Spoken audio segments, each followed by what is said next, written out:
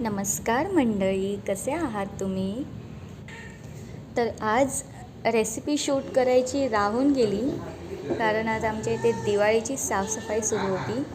तुम्ही पण केलीत का दिवाळीची साफसफाई? नसेल केली तर तुम्ही करा.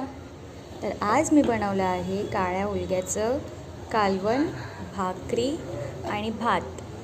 आणि हा बघा पिल्लू किती इथे छान खेळतोय, बघतोही आहे मला आणि खेळतोही आहे.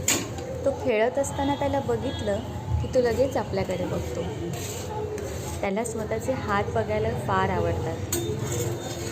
तर हे आहे आजचं जेवण. तुम्ही ही दिवाळीचं फराळं बनवायला सुरुवात केली का? केली असेल तर मला सांगा. आणि जेवण आवडले असल्यास लाईक आणि शेअर आणि सबस्क्राईब करायला विसरू नका.